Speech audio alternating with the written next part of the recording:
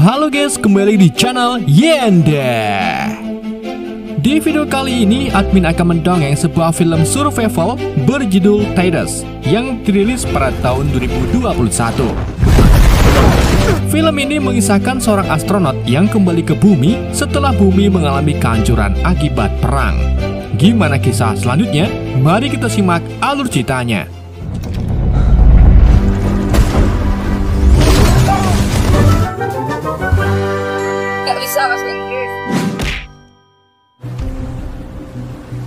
Pada tahun nggak tahu, bumi dilanda perubahan iklim dan pandemi luar biasa akibat perang besar yang berlangsung secara global. Para penguasa elit global kemudian melarikan diri dari bumi keluar tata surya dan menetap di sebuah planet bernama Kepler 209. Seiring berjalannya waktu, koloni tersebut memperoleh teknologi modern. Tetapi sayangnya mereka mengalami gagal reproduksi karena manusia di planet Kepler menjadi tidak subur alias mandul. Mereka kemudian melakukan proyek Alsis, yaitu mengirim 3 astronot kembali ke bumi untuk mencari tahu apakah bumi sudah bisa ditinggali lagi. Namun sayangnya, misi pertama hilang kontak setelah mendarat. Beberapa waktu kemudian, mereka mengirimkan kapal kedua bernama Ulysses 2 dengan 3 astronot lagi. Namun saat memasuki atmosfer bumi, mereka mengalami loss control yang membuat kapsul mereka jatuh di dataran laut pasang surut pada malam hari.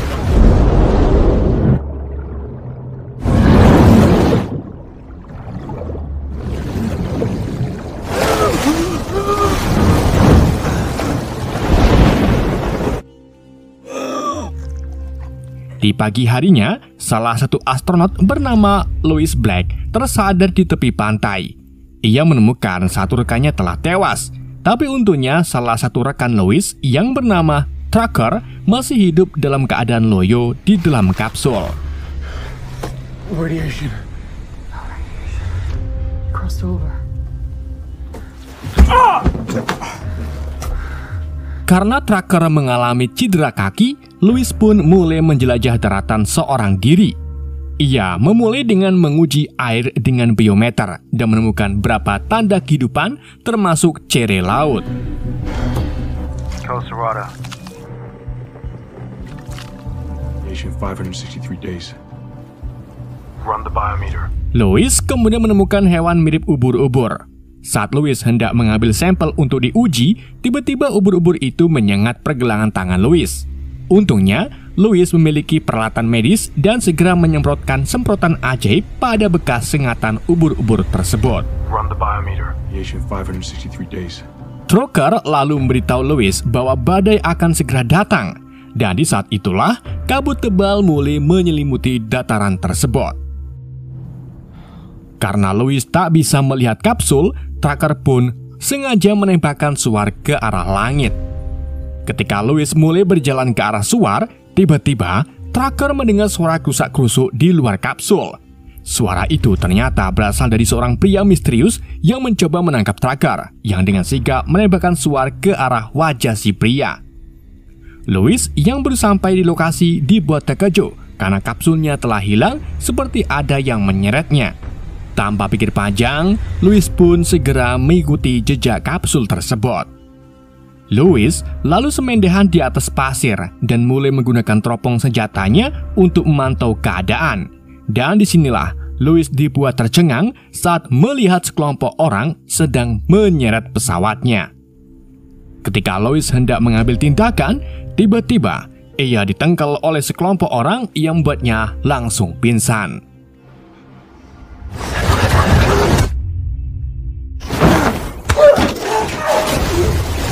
Beberapa saat kemudian, Louis dan Tracker terbangun di sebuah lubang berisi air. Melihat luka Tracker semakin parah, Louis memanjat untuk mengintip melalui lubang, di mana ia tak menyangka ada manusia yang mampu bertahan selama pandemi dan kehancuran. Ia lalu meminta perbekalan medis kepada kelompok tersebut, tetapi sayangnya sikil Louis kepleset dan terjatuh. Gak lama kemudian, Louis diminta untuk naik oleh seseorang. Begitu keluar dari sumur, Louis langsung disuguhkan dengan komunitas manusia subur yang dikenal sebagai The Mods. Bahkan, Louis melihat seorang bayi yang artinya mereka benar-benar bereproduksi. Namun, sayangnya Louis tidak mengerti bahasa mereka.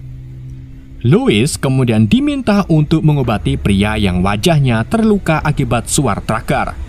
Dengan menggunakan bahasa Thailand, Louis mencoba menjelaskan bahwa dia membutuhkan perbekalan medis yang masih di dalam kapsul.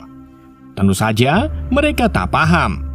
Di saat itu juga, muncullah pemimpin kelompok bernama Nervik. Ia ternyata mampu berbicara bahasa Inggris dan terpaksa membawa Louis ke kapsul untuk mengambil peralatan medisnya. Di sana, Louis menemukan kalau The Mod telah merusak teknologi kapsul, yang artinya Louis tidak bisa lagi mengirim data ke Kepler.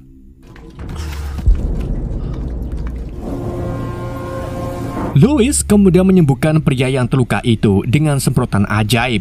Selain itu, Louis juga diam-diam mengambil obat-obatan dan menyimpannya untuk mengobati tracker.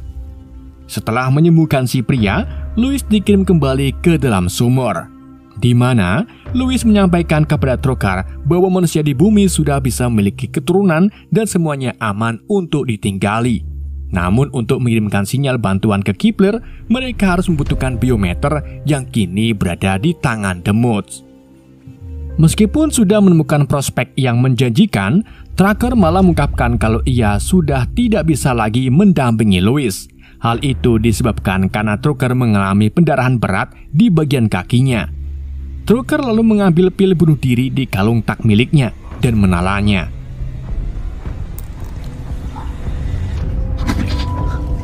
Setelah Tracker meninggal, Louis mulai memikirkan masa kecilnya, di mana ayahnya yang bernama Ayah ternyata merupakan astronot Ulysses pertama yang gagal. Dan salah satu tujuan Louis ke sini tentu saja untuk mencari sang ayah. Ayah Louis pernah memberinya kotak korek api dan menunjukkan bahwa sang ayah juga punya korek api yang sama. Sang ayah menyuruh Louis untuk menyalakan satu pentol pada waktu tertentu dan berjanji bahwa sebelum pentol korek itu terakhir hilang, mereka akan bersama lagi. Sang ayah juga meminta Louis untuk selalu mengucapkan kata untuk orang banyak, agar dia selalu peduli kepada kebaikan yang lebih besar di masa yang akan datang. For the many. For the many. Why do we do it? For the many. Setelah mengingat masa kecilnya di Kepler, air pasang tiba-tiba datang dan mulai mengisi lubang tersebut. Hal itu membuat Louis mulai memanjat untuk meminta bantuan. Untungnya sebelum tenggelam, Louis diselamatkan oleh pria yang sebelumnya dia obati. Pria itu lalu membawa Louis ke salah satu perahu koloni yang juga mengangkut jasad Tracker. Di malam harinya, Louis menyaksikan tubuh Tracker dihanyutkan dengan rakit sebagai upacara pemakaman bagi The Mods.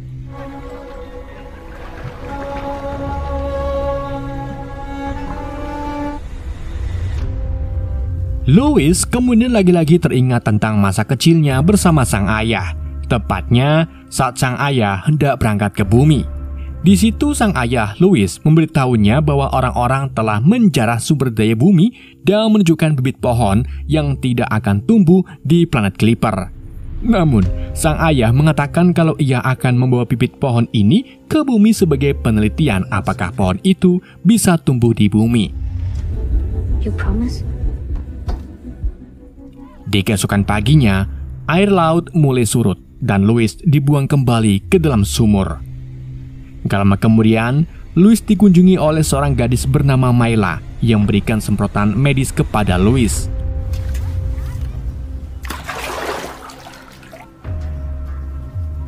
Dengan menggambar di dinding tentang asal-usulnya, Louis akhirnya berhasil berkomunikasi dengan Mayla dan belajar beberapa kata.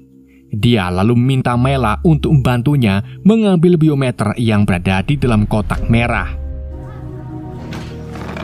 Gak lama setelah Mayla pergi, tiba-tiba Louis mendengar teriakan dan tembakan di luar.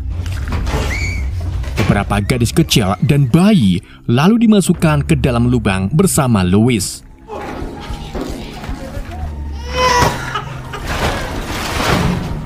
Karena penasaran apa yang sedang terjadi, Louis pun memanjat ke atas dan menemukan bahwa The Mods sedang diserang oleh kelompok bersenjata.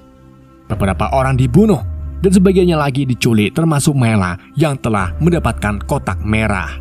Salah satu pria penyerang kemudian datang ke lubang untuk memeriksa ke dalam. Tapi untungnya, Louis dan anak-anak bersembunyi tepat saat pria itu membuka terpalnya.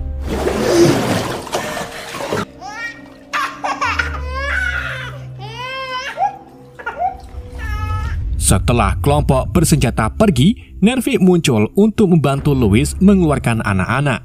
Dari sinilah terungkap kalau Mela ternyata anak Nervik.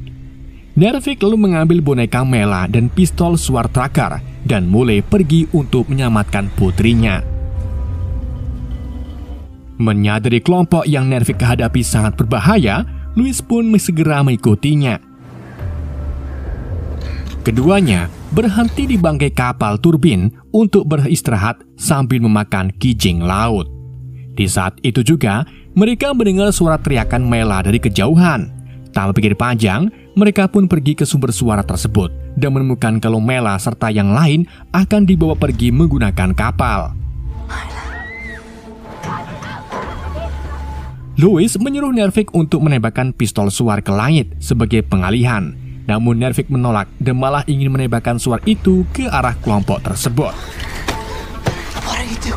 Karena beresiko konangan, Louis pun terpaksa memukul Nervik sampai pingsan dan langsung menembakkan suarnya ke arah langit. Ketika kelompok bersenjata turun untuk mendekati sumber cahaya suar, Louis segera melompat ke dalam air dan berenang ke arah kapal. Setelah memanjat, dia akhirnya menemukan tas merahnya di dalam jaring. Namun sebelum Louis mengambilnya, tiba-tiba kelompok bersenjata kembali ke atas kapal. Hal itu pun membuat Louis tidak punya pilihan lain selain bersembunyi bersama Mela dan tahanan lainnya.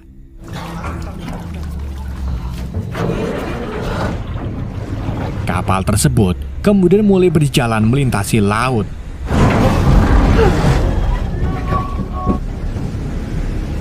Setelah kapal berhenti, Louis dan tahanan lainnya dipaksa untuk keluar, di mana Louis melihat sebuah kapal kargo besar yang mampu menahan banjir dan badai yang sering terjadi.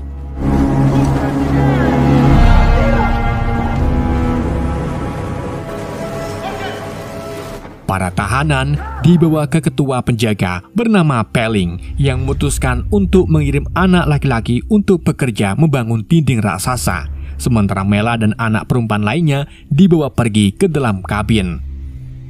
Di saat itu juga, Pelling menemukan senjata dari Kepler di atas tas merah, dan saat mencari pemiliknya, dia menyadari kalau Louis bukan penduduk setempat.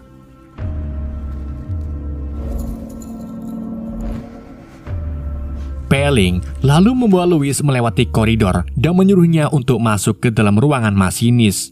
Di sini Louis bertemu pemimpin kelompok bernama Gibson yang ternyata adalah orang yang selamat dari Ulysses 1 dan mengingatkan tentang Louis sejak dia masih kecil.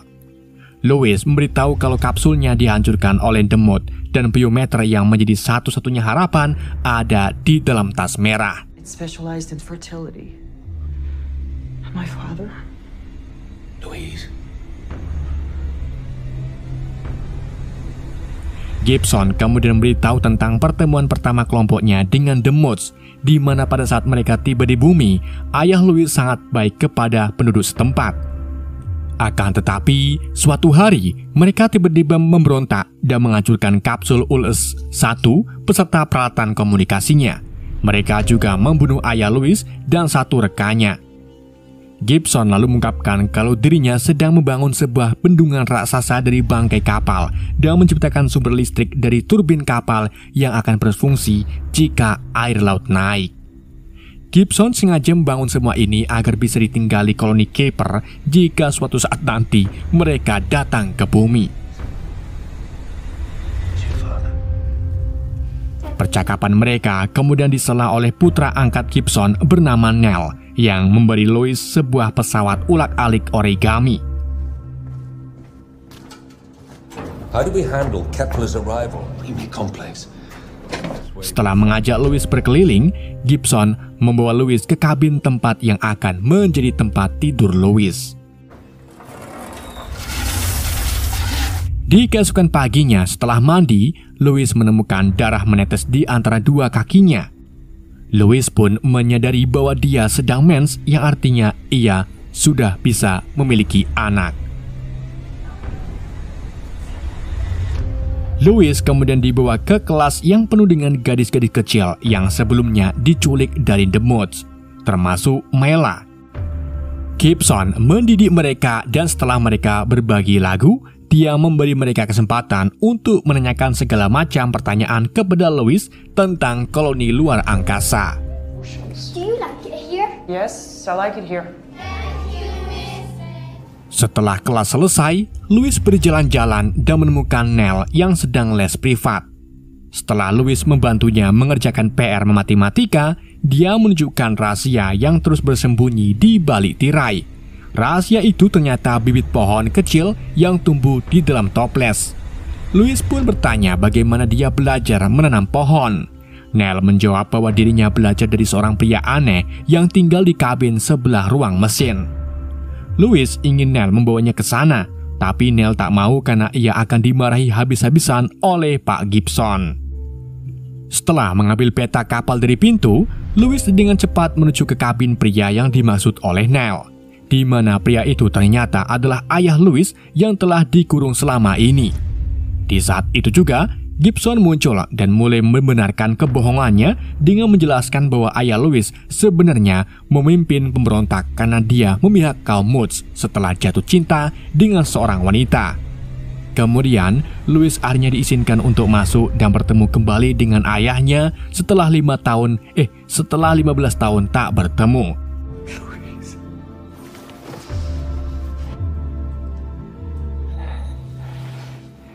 Di sini, Louis kecewa karena sang ayah telah mengkhianati misinya.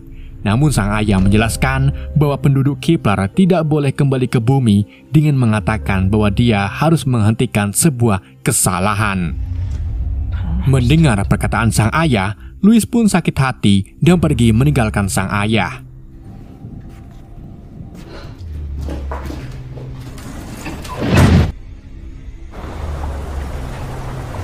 Ketika air pasang sedang tinggi, Louis tak sengaja melihat sebuah pelampung cuaca yang bisa menghubungkan biometer untuk menghubungi Kepler.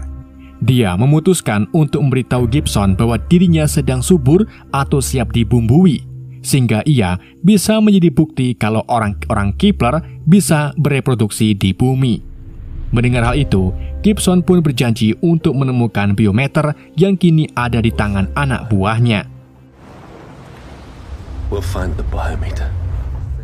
Di malam harinya, Louis diundang makan malam bersama ibu Nell bernama Munay. Munay lalu bercerita tentang bagaimana Gibson bertemu dengannya ketika dia melahirkan dan menyelamatkan Nell dari kematian karena Nell dilahirkan dengan tali pusar yang melilit lehernya. Hal itu karena terhubung dengan Gibson mengadopsi mereka sebagai keluarga. No, Neil. Di saat itu juga, tiba-tiba listrik padam. Pelling lalu datang untuk beritahu Gibson bahwa ada penyusup yang merusak kotak listrik. Gibson pun segera memerintahkan Munay dan Neil untuk bersembunyi, sedangkan dirinya akan pergi mencari penyusup. Setelah Gibson pergi, Louis diam-diam pergi ke koridor. Namun di tengah jalan, ia ditangkap oleh penyusup yang ternyata adalah Nervik. Nervik meminta Louis membawanya ke putrinya. Louis pun menuntun Nervik ke kamar anak-anak tempat Mela beristirahat. Namun di waktu yang sama, tiba-tiba mereka dikepung oleh para penjaga dan berhasil melumpuhkan Nervik. Pelling kemudian memerintahkan anak buahnya untuk mengurung Nervik. Tapi sebelum dia pergi, dia berbisik kepada Louis bahwa mereka hanya mengambil anak-anak dan secara tidak sengaja menjatuhkan boneka Mela. Setelah itu, Louis yang terluka dirawat oleh Munay yang sepertinya menyimpan sebuah rahasia. Setelah listrik menyala, Gibson datang dan memberitahu Louis bahwa Nervik dulunya adalah salah satu penjaga yang berbalik melawannya selama pemberontakan. Mereka mendiskusikan situasinya dan Louis akhirnya mengetahui bahwa gadis-gadis itu ditawan untuk rencana berkembangbiakan Gibson di masa depan. Mendengar fakta ini, Louis pun marah, tapi ia langsung berpura-pura menjadi sekutu Gibson agar tidak ditangkap. If you have an alternative, please. Di saat itu juga, Pelling datang sambil membawa tas merah. Namun saat dibuka, ternyata biometrinya tak ada. Gibson lalu menyuruh Louis untuk pergi mencari biometri tersebut. You and Parling. Yes, sir. Setelah Louis pergi, Nell menunjukkan Gibson boneka milik Mela yang ditemukan. Di sini, Gibson tak sengaja menemukan bahwa biometri yang dicarinya ada di dalam boneka tersebut. Ketika Louis kembali ke kamarnya, ia mendengar suara dan menemukan Mela bersembunyi di dalam lemari. Akan tetapi Pelling tiba-tiba mengetuk pintu dan memaksa masuk karena dia mendengar ada anak yang hilang.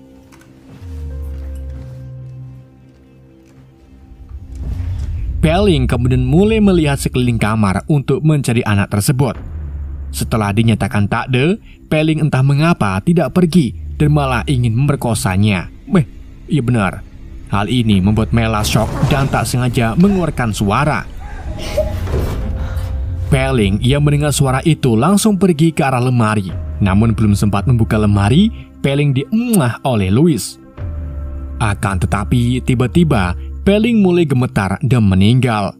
Ternyata Louis sudah masukkan kapsul racun dari kalung tak tentaranya ke dalam mulut Pelling. Setelah itu, Louis mengambil senjata Pelling dan pergi mencari Nervik bersama Mela. Di tengah jalan, Louis dan Mela bekerja sama untuk menjatuhkan para penjaga. Setelah itu, mereka tiba di sel tempat orang Mutz ditahan.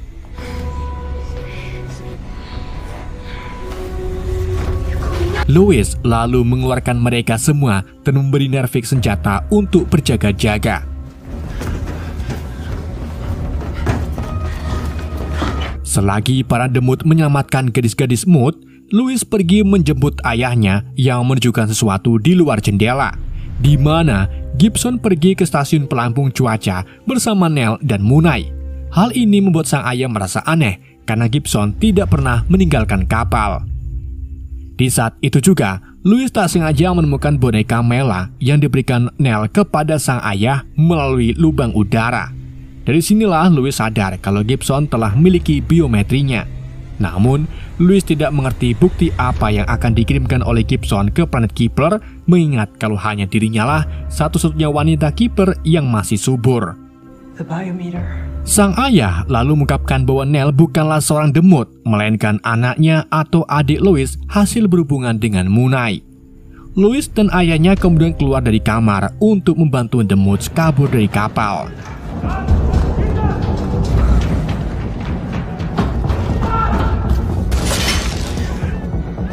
Dengan keahlian dalam menembak, Louis berhasil membunuh satu persatu anak buah Gibson dengan satu kali tembakan.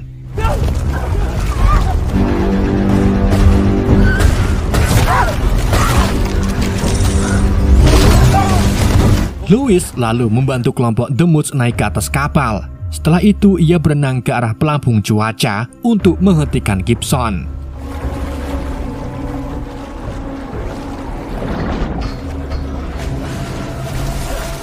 Namun, Gibson menanggapi dengan mengarahkan senjatanya ke arah Nell. Munai mencoba membela putranya, tapi Gibson langsung menembak Munai sampai membuatnya tewas di tempat.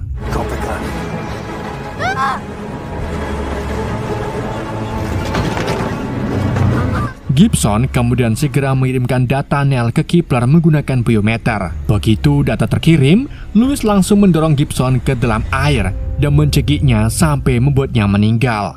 Tetapi sayangnya, Louis ikut-ikutan kehabisan napas.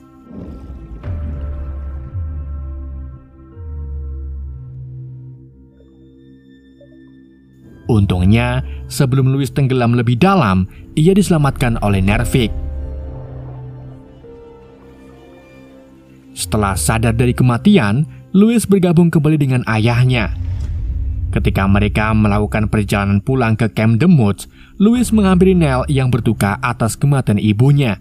Ia memberi Nell kotak korek api sebagai tanda kalau Nell sebagian dari keluarganya. Nell lalu bertanya apakah orang-orang Kepler akan datang ke sini. Louis pun menjawabnya, "Iya, Cok." All of them. Sementara itu, 4 gadis dan 1 bayi yang tinggal di camp dibuat ketakutan ketika melihat sosok bayangan di tengah kabut. Namun ketika sosok-sosok itu mulai mendekat, mereka langsung berubah menjadi senang karena ternyata sosok itu adalah Louis, Nervik, dan lainnya. Film pun berakhir. Oke guys, itulah alur cerita film Tedes. Semoga kalian terhibur dengan alur cerita yang saya bawakan. Mohon maaf jika ada kesalahan dalam penyampaiannya ataupun penyebutan nama. Pesan yang tidak bisa kita ambil dari film ini, ngising adalah sesuatu tindakan yang hanya bisa dilakukan ketika pikiran Anda tenang. Sekian dari YND, sampai jumpa di video berikutnya.